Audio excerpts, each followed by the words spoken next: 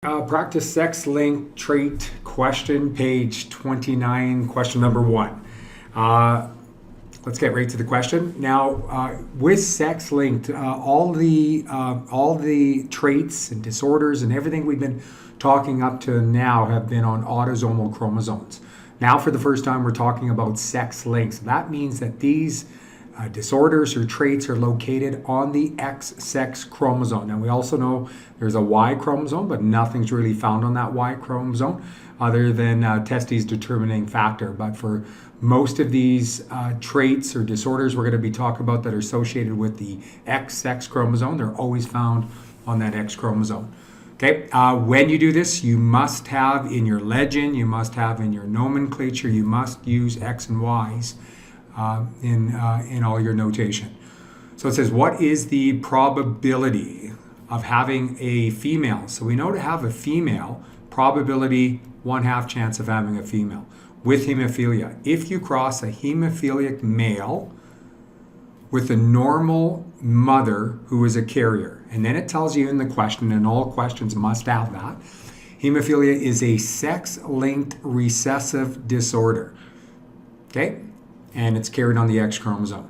So let's do a little bit of a legend. Step 1, always do a legend. And in this case, if I have an X, just a X with nothing on it, no mutation or anything like that with any of this, that's going to be a normal female or a normal male. And we use those symbols to represent male and female as it's showed in the notes there. Hemophilia, I'm going to put, if I have an X with an H, and because it's recessive, for a female to have hemophilia, both of her X sex chromosomes must be carrying that mutation. So that would be a hemo, and I'll just abbreviate female, and a hemo male, of course, would have the Y. All males have a Y chromosome, but his X must have that mutation. So that would be a hemo male. Okay, so it's as we've stated in our notes, it's generally the mom that passes it down to her sons because the father is only passing the Y to his sons, not the XX chromosome. Okay, so that's a bit of a legend. Step 1. Step 2, let's underline the parents. A hemophilic male, so let's put his genotypes. X with a little h on it, and of course he's a male, so he has a Y. Crossed with a normal female, so she's normal. Take a look at her legend. She must have at least an X, but she's a carrier. So a carrier means that she will have her other X with the mutation for hemophilia, but she will still appear normal because normal in this case is dominant to the recessive hemophiliac allele. So it will mask the expression. She won't exhibit any symptoms of hemophilia, a blood disorder. Okay, so do a legend, we did a legend, do a Punnett square now. And we know that with Punnett square, females go on top, X with a little h, males down the side. And when we're doing probability, all we're going to do is the females in this probability. Okay, in this Punnett square, I mean. So we have an X with a little h. That's going to be a normal. She's going to be a carrier, but she's still going to be normal. And then we're going to have an XH, X little h. That's a hemo female.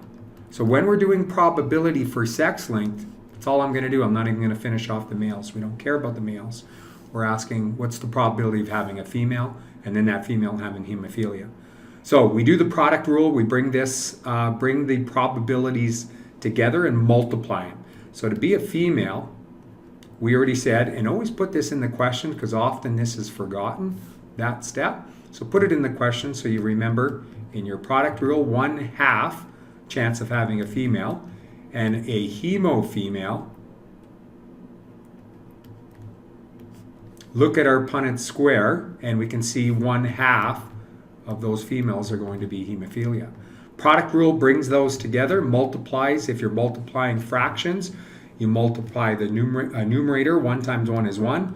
Then you multiply the denominator. 2 times 2 is 0.4. So you have 1/4 chance of having a female with hemophilia with those two parents.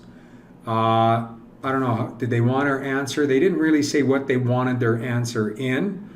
Generally in questions, they're going to say put it in 2 decimal places usually, or percentage. So of course that would be 0.25 for a decimal, and for percentage multiply by 100 or move it 2 places over, 25%. Okay, thanks.